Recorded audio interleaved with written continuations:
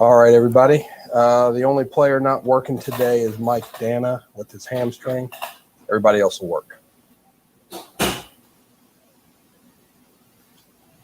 Coach Tope coming up next.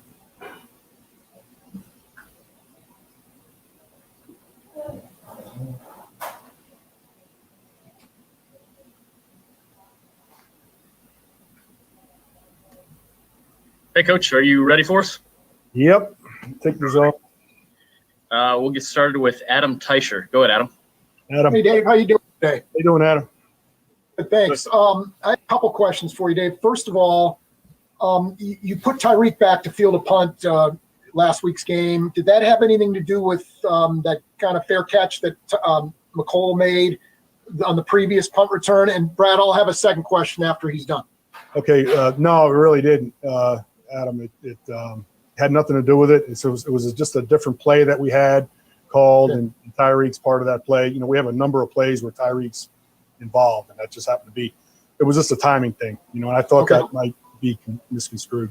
Okay, fair enough. And also, Jack Fox showed a pretty good leg when he was in camp last year. Are you at all but you know, given that, are you at all surprised by what he's doing so far this year? Really, I'm not surprised at all. I mean, I always told him, I said, you will be in the NFL. It's just that he just needed a little bit more time, a little bit more consistency. You know, he was real close, you know, when he was here with us. He was real close.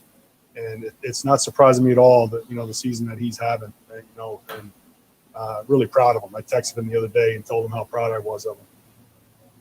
Let's go next to Sam Mellinger. Go ahead, Sam. Hey, Dave. Just wanted to ask you about your kicker. I know he's diligent, and I'm just wondering if there's something he sees or something you see of, you know, common denominator, the extra point the other night and what happened the week before. Yeah, I mean, it's, you know, it happened 2 games in a row now, so now you got to look at it and you say, you know, what's the problem? And it was the same miss. You know, it's he's kind of towing the ball, catching it with his toe. We kind of figured out exactly what it is. We worked on it yesterday. We hit nothing but extra points yesterday, and he was 100%. And we feel like we know where the miss is, where it's happening, and we just have to eliminate that miss. You know, he's, like I said, he's, you know, it bothers him more than anybody, believe me. I mean, he is so, you know, he's such a perfectionist that something like that just drives him nuts. And, you know, so you don't have to say much. You just go back and you look at it and you practice and you try to correct it the next day at practice. And we feel like we did that yesterday. Go next to Seren Petro. Go ahead, Seren. Coach, you really kind of covered it, but I just want to make clear just specifically the hold. The holds have been fine, and then just, is there any, I mean, for lack of, you know, you have a favorite golf club, you might get a club that's the same thing, but it just doesn't quite feel right. Is there any of that that's still kind of breaking in with the holds? No, it has nothing to do with the holes. The holes are perfect. I mean, Tommy is doing a great job with the holes, and I'm sure Bucker would be the first one to tell you that, and I'm really happy with where that's going. But I just think it's just a matter of, you know, it's a close kick. He's just catching it the wrong way. You know, every once in a while it comes up, and we just got to get rid of that miss. You know, and the good thing is it's the same miss. It's not like he's missing left, missing right, and you know, and that's, when you have a two-way miss, that's a lot worse than a one-way miss. So we can make the correction. Go next to Pete Sweeney. Go ahead, Pete. But you kind of mentioned Tommy Townsend, but just how impressed have you been with him, considering the amount of pressure that might go into replacing somebody like Dustin Colquitt early on here? Yeah, I think early on, you know, he a little nervous, you know, obviously in his first couple games. We didn't have any preseason games. It was tough for him. But he is, every game, every practice, in fact, he's getting better and better and better, and he's showing more and more consistency. And you got a little taste of how strong his leg is the other night. I mean, he can really bomb the ball. You know, one thing we got to continue to work on control. You know, he can bomb the ball, but he has to know when to bomb it like he is, or when to hit it higher, you know, possibly kick it over their head and then keep the ball in play so it doesn't end up in the touchback. I mean, there's a lot more room for improvement, but you're seeing how much power the kid really has, and you know, he's the sky's the limit for him. I think he's going to be a great punter in the league. Got 2 more. Let's go Sam and then Karen. Go ahead, Sam. Hey, Dave. With Willie Gay, he's playing more and more on defense. Just, I guess, if you can't do this with him specifically, just generally speaking, how do those conversations go when a guy starts to play more on his unit, and how much do you think you'll be able to still utilize him? I go to the how many plays guys are getting. I look at the play chart. It's how many plays each guy gets. Once they start getting over 50, 60 plays on offense or defense, then you got to start pulling them back a little bit. I think Willie, if I'm not mistaken, he might have had, I think, 25 plays or so on defense. So really, we don't need to pull him back yet on special teams, because he's probably going to get about another 10 or 15 plays there for me. That ends up hitting the number. But once a guy gets up above those numbers, then you got to start thinking about pulling him back a little bit on special teams, and and then making the adjustment that way. The last, Karen. Go ahead, Karen. Coach, I just want to ask you a little bit about McCole. Do you see a maturing process that has to take place with a young player? Has a lot of speed, can catch the ball, but sometimes still learning those decisions on what he can and can't do. Yes, he's still. I mean, we can't forget that he's only a second-year player, and he doesn't have that many touches. Actually, when you really look at it as a punt returner, a lot of times they kick the ball out of bounds. It just doesn't work out. So he made a couple mistakes in the last game. Let's face it, everybody saw it. But he will make the corrections. We worked hard yesterday in particular on some things with the fair catch decision and getting away from it when he wants. He tries to do a little bit too much when he doesn't get a lot of balls in his hands, and he's just got to learn. That position is a real tough position. You got to make quick decisions. I think it's, besides quarterback, I think it's the second toughest position to play in all of football. So he's getting better and better. He's a young, talented kid that takes pride in it, and he will continue to improve. Coach, we appreciate the time today. Thanks for joining us. Thank you. You got Coach Spags coming up next.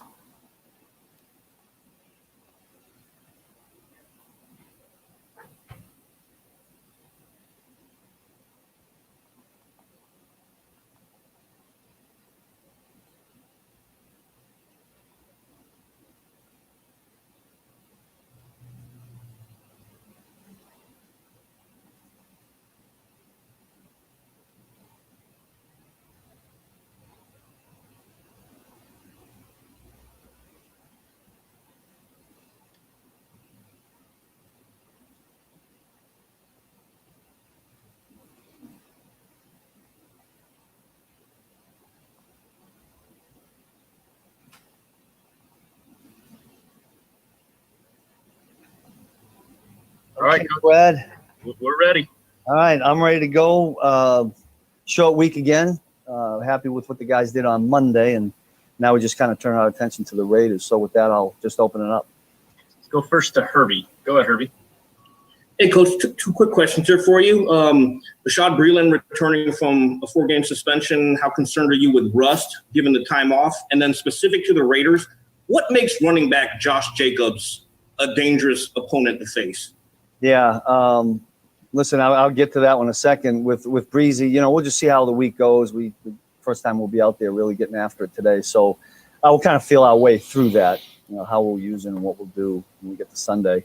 But the running back, listen, this is a dynamic, violent runner. I think he puts his head down and gets a lot of extra yards. He's a kind of a stocky, thick guy. I'm really impressed with him. I know they are because they feed it to him. The thing that impresses me the most is not only can he get to the edge with the speed, but he's one of those guys that just sticks his foot in the ground and can make that cut and get north-south. Our backside guys have to be on point to control this running game. Let's go next to Nate Taylor. Go ahead, Nate. Hey, Steve, wanted to ask you about Bashad. You've been through it before where guys come back in the middle of the year. I just wonder, is there some level of comfort given the play you have gotten from your quarterback so far that you don't necessarily feel like you have to force Bashad to play all of the defensive snaps on Sunday?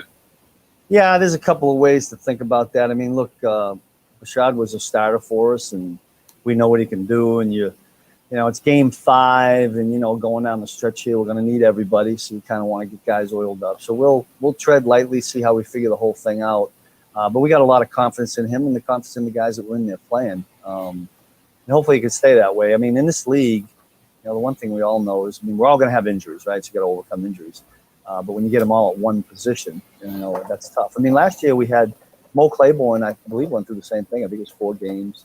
And then we kind of slowly eased him in as well and got some valuable snaps out of him. Next to Sam McDowell. Go ahead, Sam.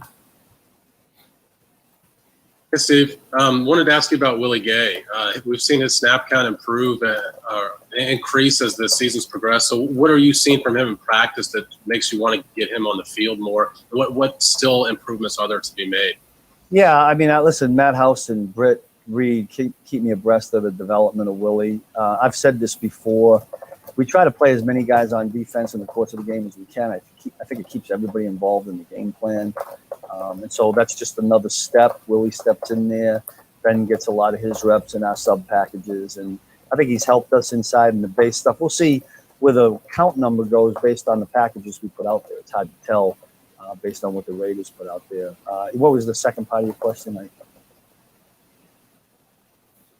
Hold on one sec, Coach. I got him muted here. I thought there was a follow-up question. There you go, Sam. Give it a shot, Sam.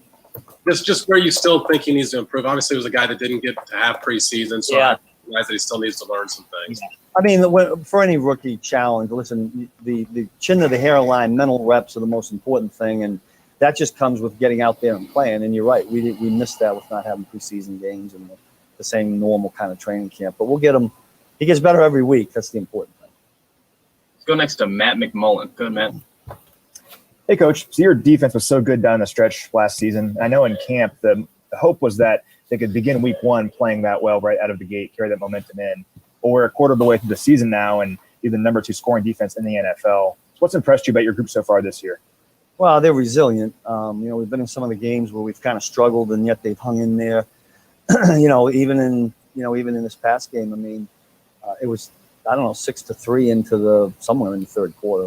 Toward the end of the third. So that's a battle. That's a slugfest. And when you get in those games as a team, your defense has to keep you in there, not let it get out of hand. I thought our guys did that. Hopefully we can build on that.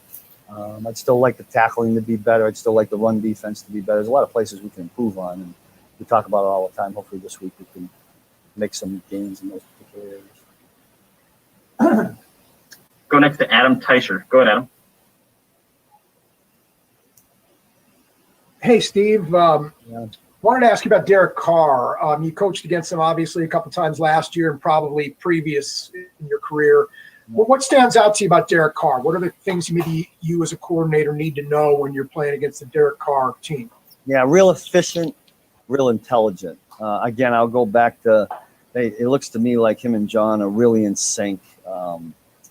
Derek Carr is an extension of what John Gruden wants to do offensively, and they do it real well. They've been together now for a little bit, right? Second year. And he has total command. I'm talking about Derek now, out on the field, total command of putting his offensive guys in the right play. He's not going to put them in a bad play. He's got a lot of mechanisms to find out what you're doing. We're going to try to not let him read our mail, so to speak. That's easier said than done because of the way they operate with the tempos and the hard counts and et cetera, et cetera. But it'll be the game within the game. I got a lot of respect for him, so hopefully we'll be able to combat it. Go next to Breland Moore. Go ahead, Breland. Hey, good morning. I just kind of want to know, this has been a crazy couple of days for you guys, right? The Sunday game moved to Monday. Now we're hearing reports that the Bills game on Thursday could be moved to Saturday. So for a group that is so routine-oriented, how do you stay in that routine, and how do you kind of stay focused when there's so many moving parts outside of this that you don't have control over? You know what, Breland, I'm smiling because there's been nothing routine about this year. I mean, the defensive coaches and I were talking about, we have not had a normal Sunday to Sunday, game week. Really haven't had one, not even going back to training camp, and it's been Thursday night games, and then just exactly what you said. So I'm not sure what normal is. I mean, you could say normal from last year. So I guess maybe we're kind of getting used to it. We're in the chaos. Be calm and poised in the chaotic circumstances we're in, and just be ready to roll. You got to just stay flexible, right? Let's go next to Robert Rinson. Go ahead, Robert. Hey, Coach. So it seems like you guys are getting your hands on the ball a lot more this season. Is it a thing that just more opportunities have been presented to you guys, or what are you doing specifically that's getting you more turnovers? Well, I would credit the coaches in putting the players in a position to do that, and then our players actually following through. I mean, look, it's early. We've only played 4 games. I mean, the last 2 games we played pretty good. We've got a long way to go here, a long stretch. Sometimes those things come in bunches. All of a sudden you get a bunch and then you go dry for a little bit. I mean, I hope we don't hit any dry spells, but I'm encouraged by what they're doing, recently, and hopefully that can we can keep maintaining that going forward. Got time for a couple more. We'll go Pete and then Sarin. Go ahead, Pete. Good afternoon, Coach. This is related to Breland and probably files under like a good problem to have, but Rashad Fenton, who was the inside guy last year, looks really good, and especially last game on the outside. Where do you evaluate him now that Breland's returning? Would there be a chance that he stays outside? Yeah, I mean, I think he should certainly get reps out there. We'll see. There's a lot of moving parts even during the week with guys with injuries and getting reps. We only get so many reps this time of year. We're not practicing as much. We do more walkthroughs than anything else. So, the challenge is to get Breland up to speed, to make sure that Rashad still gets some corner work because he deserves it with the way he played. Keep C-Dub in there, and, whether it's Hamilton, whether the 4th guy is. When it's all said and done, when you go through the season, you're going to need a bunch of corners. So hopefully we can get them all some time and, stay flexible either way. We'll go last to Sarin. Go ahead, Sarin. Coach, to follow up on the question that Breland Moore, the reporter, not Rashad Breland, had about the games moving around. What do you guys do when you get an extra day that you weren't planning for? I know Coach Reed and you have been through every Thursday night, Monday night, Sunday night, Saturday scenario, and you've got a calendar for it. But that calendar is usually set. It doesn't get pulled out from under you. So do you go and start prepping for the Raiders on your downtime and get ahead on that for the day you're losing on the other side? What do you do with that extra day? Yeah, interesting question. I'd be honest with you. What happened this past week, I think that's never happened to me in my career here, because you plan your week to play a game on a certain day. All of a sudden you don't play that day and you have an open day, really. You can almost sit there and go, what do I do with this? I can tell you this, that our assistant coaches on defense started working on the Raiders because we had to. It's hard for me to do that because then things run together and you play a game and I'm yelling out numbers and it's the Raiders and we're playing the Patriots. You don't want that. So we adjusted pretty good, kind of like what we would have done in a normal Monday night game. But I'll tell you one thing I did. I took advantage of whatever it was Saturday when it was delayed and we didn't know we were going to play. I got a lot of rest is what I did. I needed to catch up on rest coming off the Monday night game, so that was good. Coach, we appreciate the time. Thanks for joining us. You got it. See you. All right, we got Coach EB coming up next.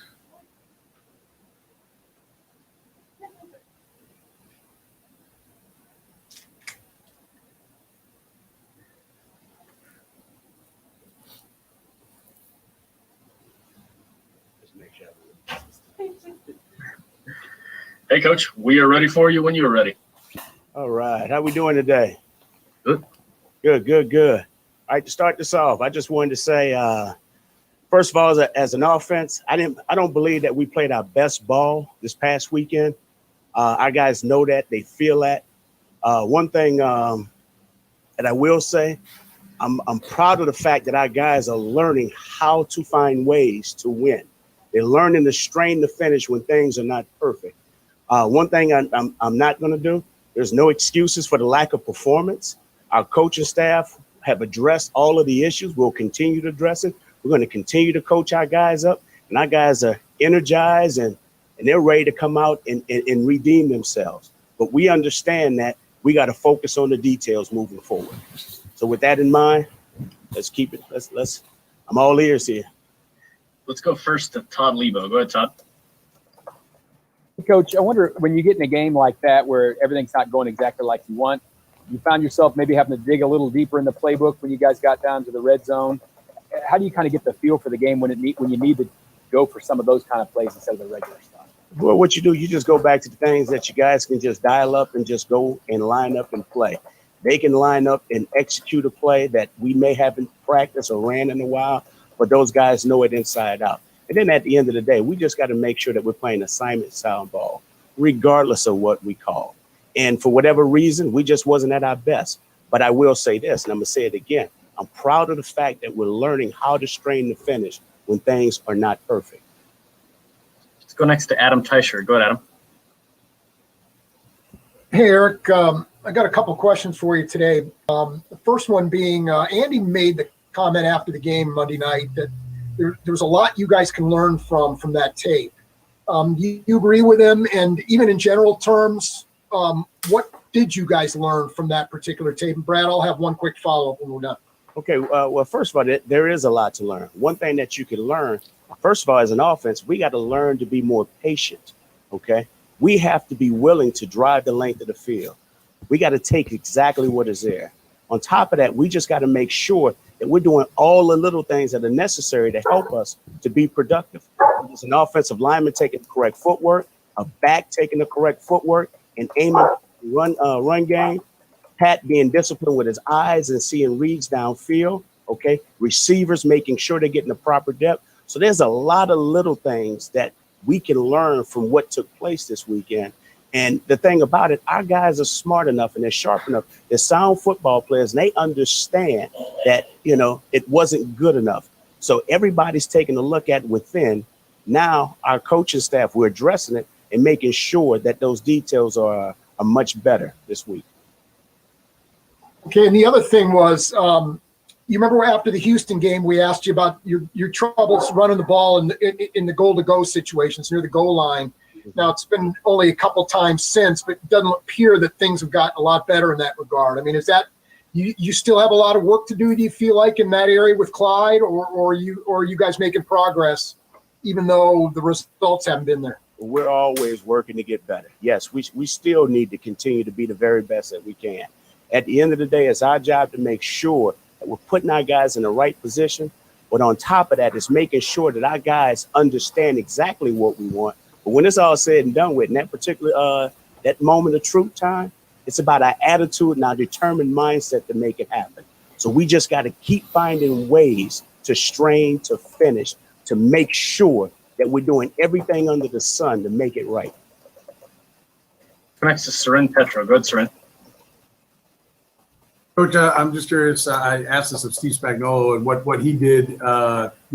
You guys have a schedule for everything, right? I know you've been through a Saturday game, a Sunday game, a Thursday game, but you don't usually have it, change on you last minute. So you got an extra day. What do you do with that extra day? You dig in on the Raiders? Do you look ahead to Buffalo because that's a short week? What do you do with that extra day when you get it, out of the blue? So I'll let you in on a little secret here. First of all, I've been a part of a few of those games with the Minnesota Vikings. I think we had a home game in Detroit one year, I think on a Tuesday or a Friday. We played at the University of Minnesota. So one thing you learn in this profession is to always remain flexible, okay? Especially with everything that we're dealing with. And with what happened this particular week, no, I'm not a guy that's going to look ahead, because one thing I want to do, I always want to focus on the task. Our staff will start ahead. I just want to make sure that I got all these particular plays and situations in my head so I don't cloud that particular vision. But I got to let you in a little secret. I took a nap and it felt damn good. So we played on Monday night. Hey, a national crowd. We got to play and put on a performance. I know everybody wasn't happy with the performance, but a win is a win. But the next thing, hey, we lose a day. It's okay. We grind. This is what we do. We get back to it, and it's all about the Raiders right now. Oh, and one more thing too. It's all about the Raiders, and we're 1 week from kickoff against Buffalo. So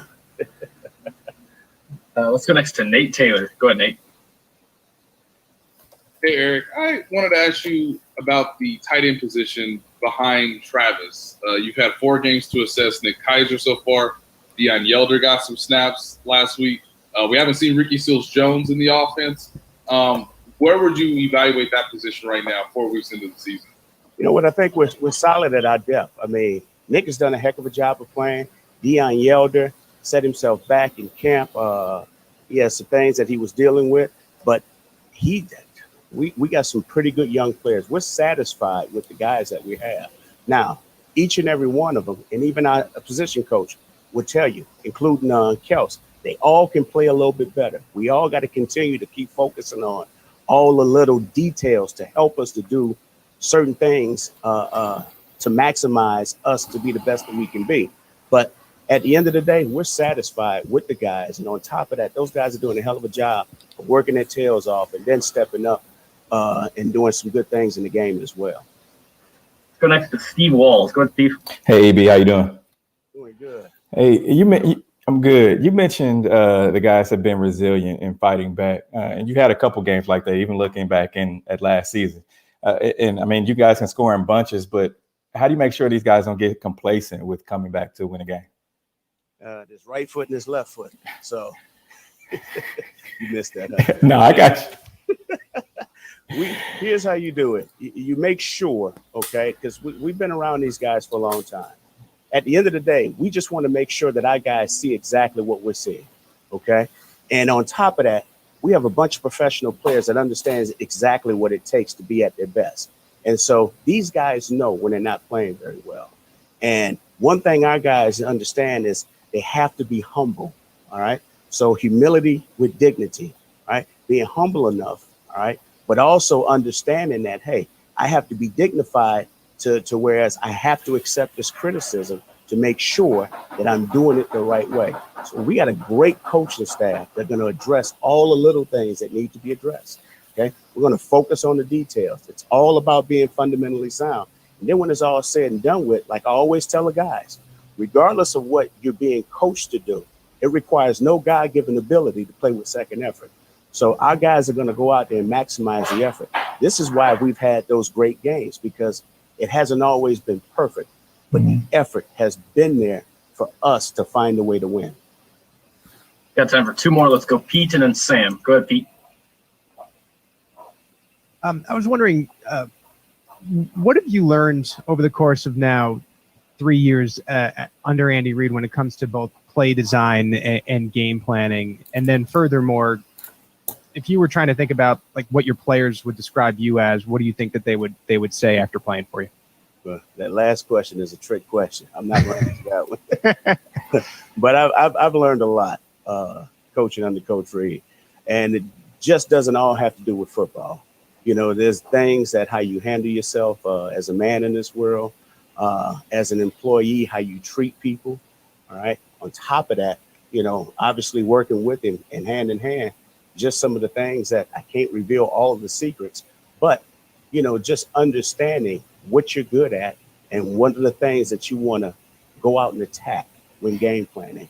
And so it's about making sure that you're utilizing all your personnel the correct way and giving those guys to go out there and be their best. And on top of that, allowing their personalities to show. So one thing that you learn is it's all about dealing with people and having great people skills to maximize who they are so they can be the very best that they can be. Let's go last to Sam. Go ahead, Sam. Hey, Eric, this might sound a little bit off the wall, but in the game the other night, you had everything but bubble wrap. You had like 2 masks, goggles, face shield, and all that. Was that a response to the positive test you guys had or something else? I'm just curious what went into that. For more than anything, I just wanted to try the shield. And I had the mask on, and I know my mother was happy, and my wife was happy as well. So, but no particular reason, just making sure that I'm doing my due diligence. That's all. All right, Coach, we appreciate the time. Thanks for joining us. You guys take care. Stay safe. Guys. We got Willie Gay coming up next.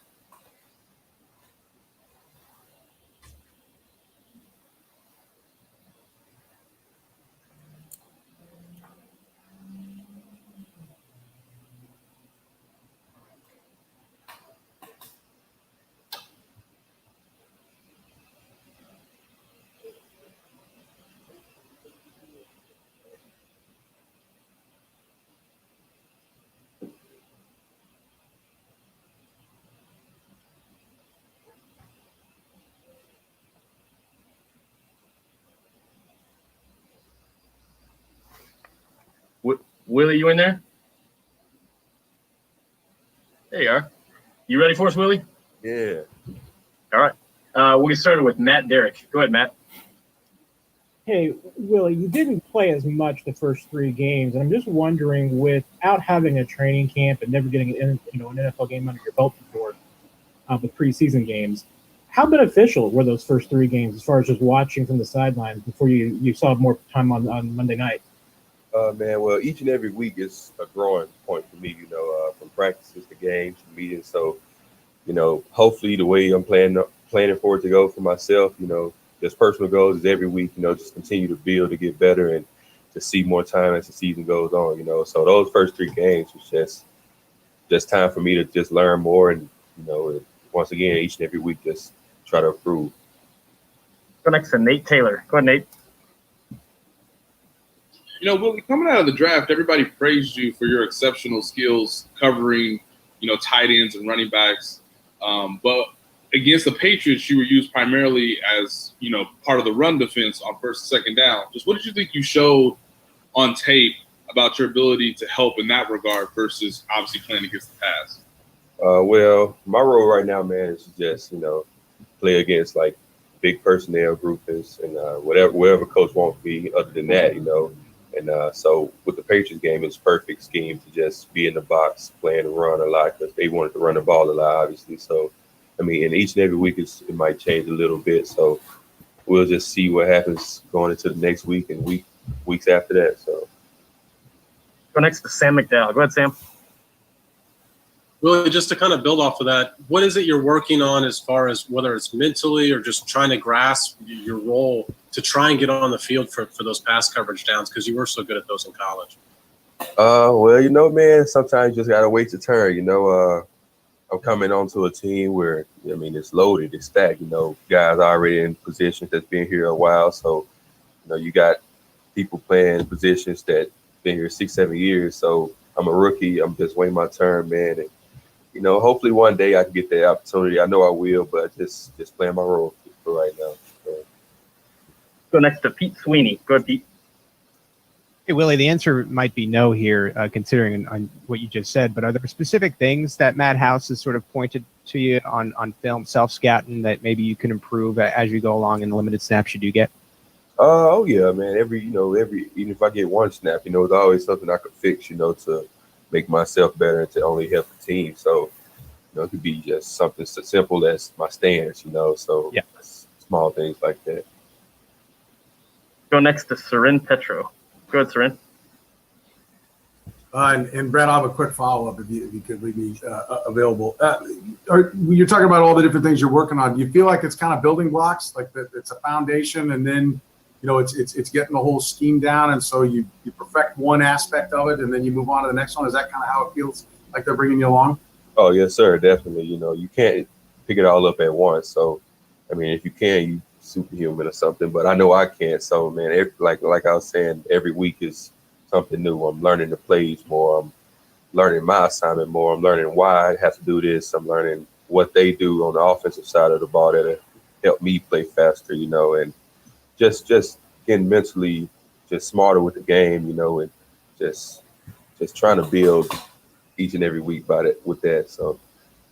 And kind of as a follow-up to that, you kind of touched on something Rashad Fenton said yesterday. He's in year 2, and he talked about how he felt like, looking back on it now, maybe it's all moving too fast, and you'll have this view next year, but you don't see it necessarily right now. He said, last year I spent all week figuring out what I'm supposed to do, and I didn't really have the time to dig into what they're trying to do to me. And he said, now that I know what I'm doing, I can get more into what it is my opponents are trying to do. Have you had any conversations like that with him? Do you feel that kind of happening with you as well? Oh yeah, it's definitely like that, man.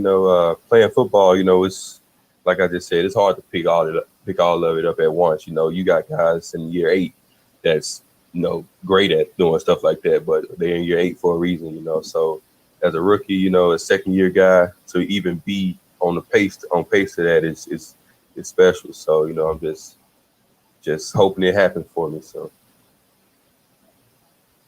Go last to Karen Kornacki. Go ahead, Karen. Hi, Willie. Just want to ask you, when you're looking at this offense of the Raiders, it looks like this is a team a defense can take advantage of. They fumble the ball. Carr has been fumbling the last couple of weeks, and the running back's been tackled for a loss more than anybody else in the league. When you see that there's some holes that you can take advantage of, what's kind of been the attitude or the mindset as you guys prepare for this offense? Oh, well, definitely we know that the quarterback likes to hold the ball, so get after the quarterback, make the running back run east-west, stop his feet on contact, and just really do our job and make the plays that we're supposed to make. And like each and every week, if you do that, you'll be successful at the end of the game. Willie, thanks for taking the time today. We appreciate you. Sir, thank you. All right, guys, that is it for today. Let me switch our view.